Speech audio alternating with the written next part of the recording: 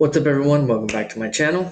Earn it, save it, invest it. In this video, I'm going to break down the 4 stocks you should be looking to buy in March 2025 and possibly throughout the year. We are in somewhat of a correction, not really, but the market has gone down a little bit. Trump has announced tariffs. He's backing up his claims that he's going to push through with the tariffs. The market's a little bit spooked, so we're going to go through some stocks that might be looking good to buy in March and beyond. Before we get into it, please hit the like on this video. It does a lot for the algorithm, as well as subscribe if you do like it. But let's break it down. Let's get to it. All right, so here is the S&P 500 chart over the last 3 months. We're down just about 4%. And you can see there's been some choppiness. This was in December. We had some choppiness right after the election. Then we pushed back up in January, and we've had a little bit more choppiness. And right now we're on the downside of this choppiness. My first stock that I want to go over that I think is a good buy is Nike. As you can see right now, Nike is in the $77 range. Its forward PE is about 37, and its market cap is around 115 billion. It is on a downtrend. If we look at the chart over the last 3 months, it is down on just 0.68%, which isn't bad, but it isn't good either. Usually you want your stock to move up, but just as the market has been, it's been a little choppy.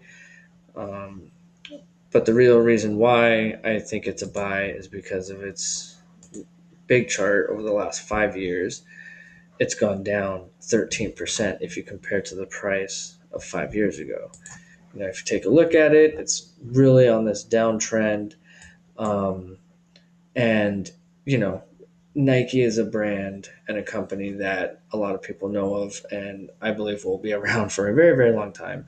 So the fact that it is continuing to push down like this doesn't scare me. I do think it will push back up eventually, as it always has. You can see it's had all these different drops before. We'll go into that in a minute, but I do believe Nike is a buy right now. And let's go over their numbers. In March, it's they actually only usually post gains in the month of March 20% of the times in the last 10 years. Most of their gains or losses have been fairly small. I mean, we do have a minus 9% last year, and then a minus 7% 2020. Well, that was March, right? So that was the big drop. Other than that, everything has been very minor, all 1%, 1.5, 1.4, 1.8. This is 0.9. So it hasn't really fallen or risen a whole lot. Nike is not a stock that you expect to jump up 10, 15, 20%. It's not the most volatile stock. It's definitely one of the more stable stocks out of the 4 I'm going to be breaking down. But as you can see in March, it's only about 20%. You might say, well, why would I want something that only wins 20%? Well, that's so that you're holding it through all the winning months, And again, there's no guarantee, obviously. It's 20%, 40%, 50%, 60% on all these months. There's no guarantee, but it's more about the long run. And I just believe it's in such a rut right now in terms of the stock price. It's a good time to buy. Nike is a growth company. Most people think of Nike is almost like a value company. And it kind of is, right? The value companies are the ones that hold more value and aren't growing as fast, right? You have the up and comers who are just growing. Their subscription base is growing significantly. Whereas then you have like something like a Netflix where it's more of a value company now, even though it does grow in subscribers in certain ways in the revenue, it's not growing in the same rate as it was 10, 20 years ago. So Nike, this is on the website, says it's a growth company. We create, innovate, must-have products, build deep personal connections with consumers, and deliver integrated marketplace with compelling retail experiences. So Nike is considering themselves a growth company, and they are trying to grow the company in that way, and they're having that mindset. Their leaders, Elliott Hill, he's been with Nike for a very, very long time, since 1988, and then left in 2020. They had their biggest issue with Nike was distribution. They were going direct to consumer instead of going to the retailers. So once they did that, they kind of broke some of those relationships a little bit, or they definitely hurt it. And once people were going back out and going to the stores and not just wanting direct to consumer, right, and wanting to try the things on before, well, then the other companies were filling in that shelf space rather than Nike. So it's not a turnaround in any way, shape, or form, but they are changing the way that they changed their plans in 2020 due to COVID. And now they're kind of not reverting completely, but they are definitely going back to what was working before. On interbrand.com, Nike is number 14 in the top 25 best global brands in 2024, only behind Apple, Microsoft, Amazon, Google, McDonald's, all these well-known worldwide names. Right, Nike is number 14, which is pretty incredible. Right, it's really well known. It's also number 13 when you go to Forbes.com, as in most popular. This is the world's most valuable brands. Right, it's not most valuable company; it's the most valuable brand. And then in what's it, fashionunited.com, most fashionable brands, Nike number 2, just behind Louis Vuitton. So it's also not just in brand value, but I mean, you can imagine it's the most popular in terms of fashion, right? You see Nike everywhere. I guarantee you, whoever's watching this has at least 1, 2 to 5 things in their closet, in their room, in their house that is Nike. Even you just Google top brands in the world, you see Nike is right there, just about, what is that, 9, 10, 11, right behind Disney. Going over their numbers, they have consistent growth.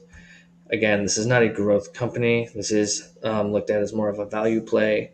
They do have a dividend, which is nice, but you can see that they've grown consistently. Obviously, 2020 was a step back. That was when they had to change how they did everything, and they've consistently grown throughout the years. Their net income, again, consistently growing. Did take a dip in 2023, but then it's gone up again since then of last year.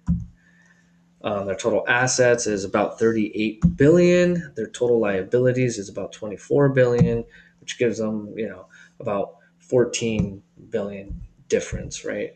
Going back to their chart.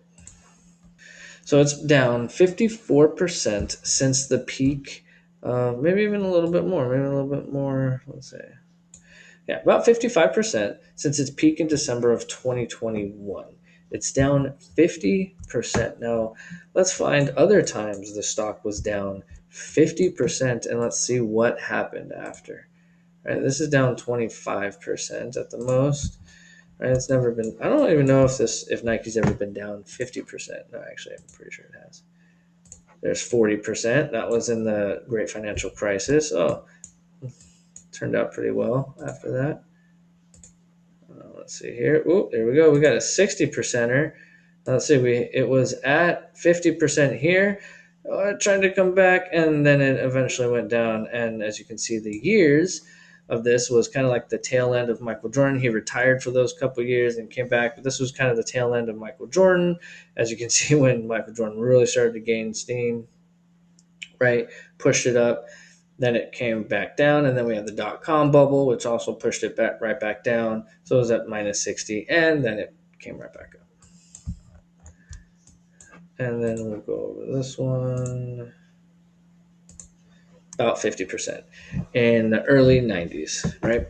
So you can see the chart. It's gone up and down, up and down, up and down. It has had moments of going down 50+%. It's always made it through. It's one of the top brands in the world.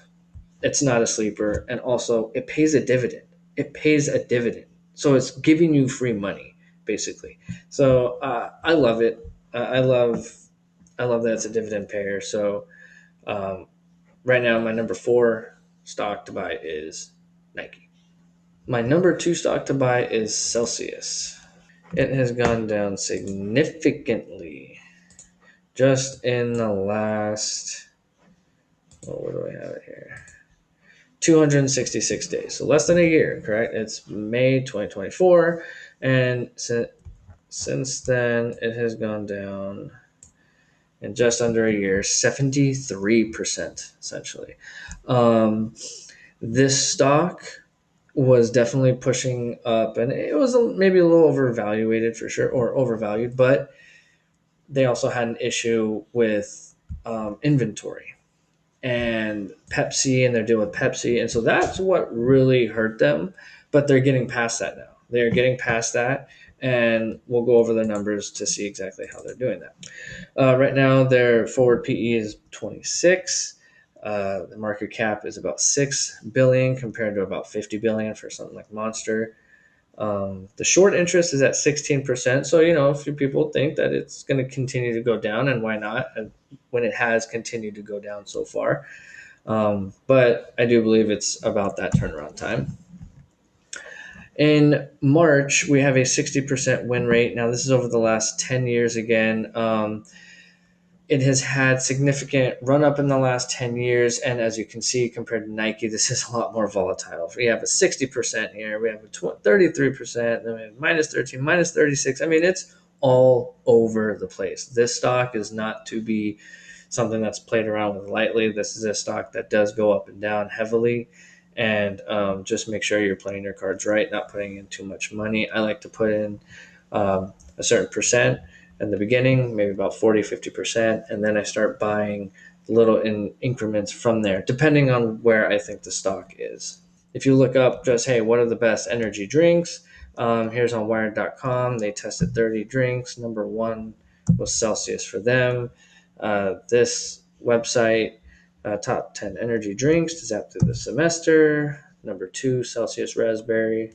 And number one, Alani Nu, which is a big deal because they actually bought Alani Nu. They purchased that for, I believe, 3.8 billion. I can't confirm that right now, but maybe I'll put it on the screen. But they bought the company, and I believe that's going to also help them boost their revenues and income. Speaking of revenues, we have the revenues right here. As you can see, they have just been growing and growing and growing tremendously, right? And they had a little bit of stall in 2024 because, again, the inventory went up faster than, they just had this issue with Pepsi. I'm not going to get too deep into it, but essentially they were not moving as much because of the inventory deal or issue that they had. But they are now getting past that, and now they will be moving along as normal. Here you go. You have your total assets are at 1.7 billion, and their total liabilities is 542 million. So it's about a 3-to-1, which I really like. Their net income is 107 million, which they are now like officially being profitable, remaining profitable, which is really good. Now this is they're on that profitable and being consistent. And their EPS growth, analysts have predicted that it's going to continue to grow and grow and grow, um, up to about $4 in 2033. But this can move a lot faster than that. Obviously, it's 2025 and 2026 where people are really putting the analysts. That's where they're putting their focus on, and they're thinking 2025 is going to be 114% growth, and then after that, 21% growth. I'm going to go over their chart to show exactly why. So again, I kind of showed you how it went from 94 all the way down to, what are we at now, 25.59. That is a big, significant drop, but this business is it's a profitable business, it's a growing business, and it's making moves. It's doing new things, to keep it going. It's missed its last two earnings because, again, it wasn't able to put out what it already had this inventory issue, right? And so they weren't able to escape that. I think this next earnings is either going to be a slight miss or a tight beat, but after that, they will consistently beat their earnings from there on. And that is when we're really going to see that bounce back. And you can see, back in the day when it was really no one knew about it as much. It was just trailing along, and then it got caught wind, and the business was booming a lot more. Um, and it fell off the cliff a little bit, and that's okay because now we're going to breathe some new life into it. That's just my opinion.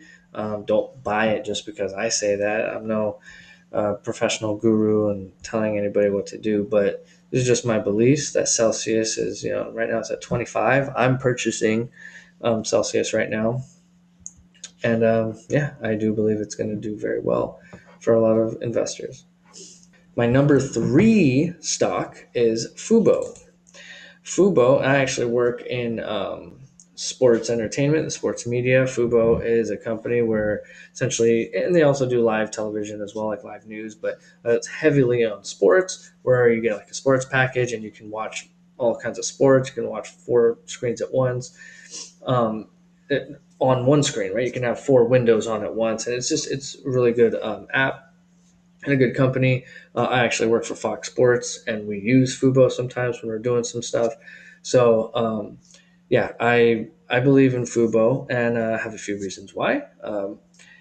Right now, their price is about $3, and they're not profitable yet. They are not a profitable company. Their market cap is under $1 billion, which when I'm looking at a company that I want to invest in that has high growth, where I'm like, okay, this has high risk, high reward, right? Um, I'm looking at something that has a low market cap. If something has a $1 trillion market cap, obviously it's not going to go up 10 times very quickly because there's no $10 trillion company out there. It would have to be the most valued company in the world. Something like this could grow 10 times and be worth 10 billion and still be a blip on the freaking map of the stock market. So, but it's not a profitable company yet, right? And so there's plenty of things that could go wrong, plenty of things that can go right with something like this. So this is definitely a high risk, high reward stock. In March, they have a 10% win rate. It's actually their lowest next to February, which is 0%. Oh my God, I didn't even notice that till right now. 0% in February. And again, just like the other one in Celsius, this is a high volatile stock. Not like Nike, which has been around for so long and is a lot more consistent and stable. These are way more volatile. As you can see, you got 25, 29, 20. I mean, it is just double digits, almost. I mean, 315 in 2017. So, and that was in March. So you just never know what's going to happen, right? In 2025, it went up in January, right? It blew up from that deal that they're going to do with Disney and Fox and all them, right? At 220% it went up. And this is their business combination agreement. Just really quick, I just wanted to point out that it's essentially set to close no later than April 6th of 2026. So that's the big one, right? We still have time on this. So the stock could go up and it can go down. It can go back down to 150 where it was for all we know, because this deal does not have to go until another year plus from now. But if the deal goes through in 6 months or in 4 months, then it's going to pop and it's going to go up significantly, I believe. And as you can see, what the deal does, North American subscribers goes from 1.6 to 6.2. The total revenue will go from 1.6 to 6 billion plus.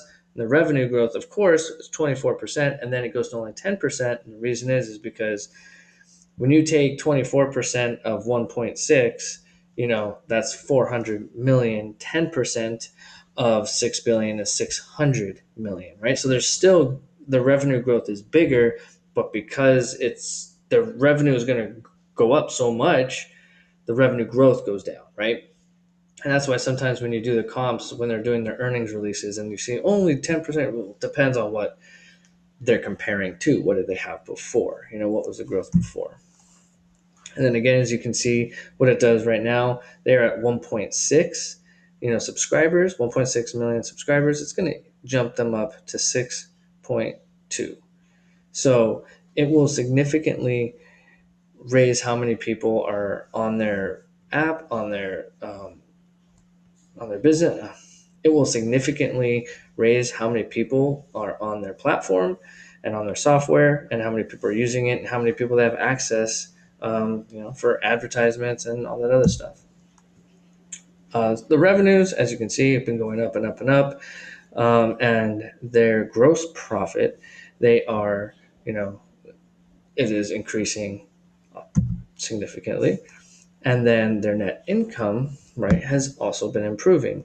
Again, they don't have a debt issue or anything like that, but they are not profitable and they are spending. They are a growing company. Once they turn profitable, I believe the stock is going to rocket ship. Assets 1 billion, liabilities about 900 million, right? So they have about 100 million extra in assets. It had a big boom in 2021. Don't worry about all that other stuff before. That was another company.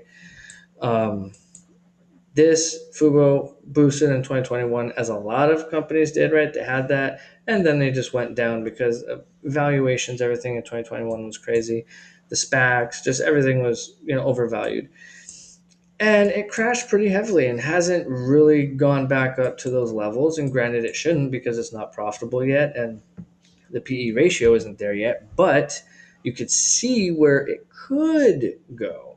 It could get back up there, right? It has, maybe it does this bowl, right, where it finally goes back up. Now, it may not go up in a straight line. It probably won't, right? It once they announce that they're not going through the litigation anymore over the new sports venture that Fox and Disney were going to have.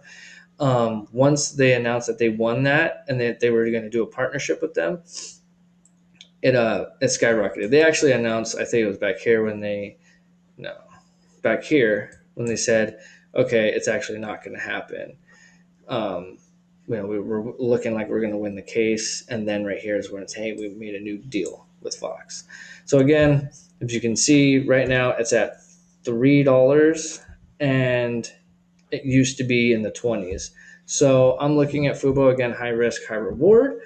But I am looking at this one. I am loading up on shares right now, and I'm going to continue to load up on shares basically until they announce that the merger is done, and then we'll kind of see from there. But I believe this stock has a lot of room to run. All right, and last but not least is AMD. I'm sure a lot of you have heard about AMD. Some of you may even call it the advanced money destroyer. But really, AMD is a high quality stock. Its PE ratio right now is 20, which is, it's in the semiconductor, and most of you know what AMD is. I don't even have to explain what the company does, to be honest with you.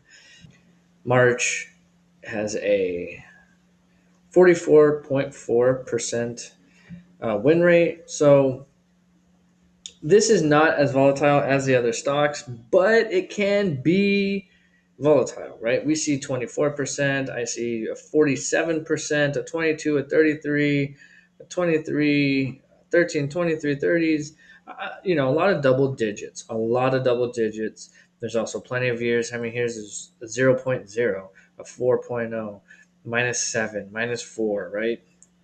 The revenues, you can see they've continued to rise and rise and rise. Not at the same rate in terms of percentage, right? But they are going up and continuing to go up, which is always a good sign. Their income, also the net income, is bounced back a little bit. 2023 obviously took a dip, but they're moving forward and they have a good profitable company. Total assets is about 70 billion. Total liabilities is about 11.6 billion. As you can see, this stock AMD is taking a big dip. I just feel like you buy the dip and don't trip. You got it on good companies. AMD is not a money losing company. It is not a company that is not growing.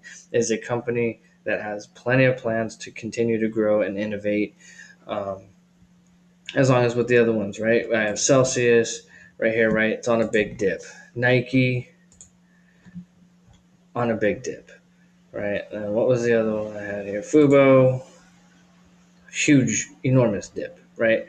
Um, doesn't mean because a stock is going down or has gone down significantly that means it's a buy.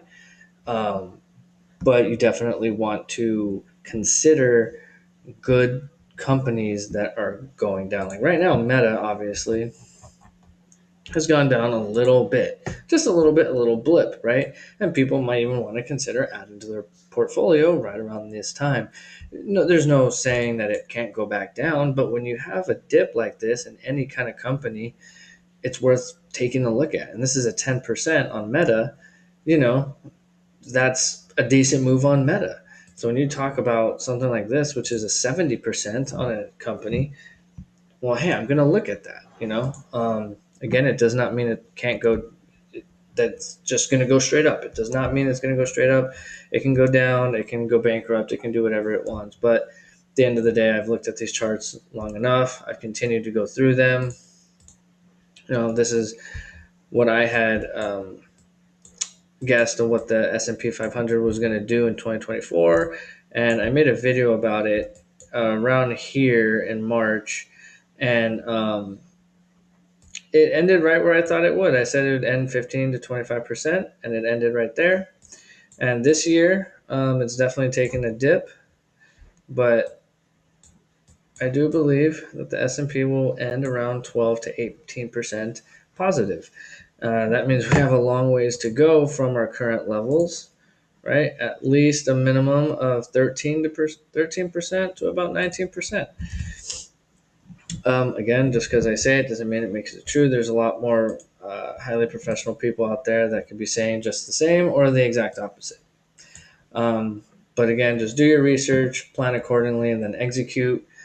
Again, if you like this video, if you like what I had to say, or if you like the stocks I'm watching, or have any interest in seeing all the other analysis I'm going to be bringing, I try to make this kind of quick. I want to be breaking down stocks more in terms of their actual financials and breaking down their stocks and kind of going over stock trends, right? Like I really follow TQQ and the Qs in general. And like I said, the S&P 500, I have all different kinds of charts showing different things that I believe is going to happen. And for most of the part, it has been going how I think it has. So if you like these videos and you want to see more, please hit like and subscribe. I really appreciate it. And yeah, just keep on earning it, saving it, and investing it. Earn it, save it, invest it, buy low, sell high. I want assets, not liabilities, and you can count on compounded interest.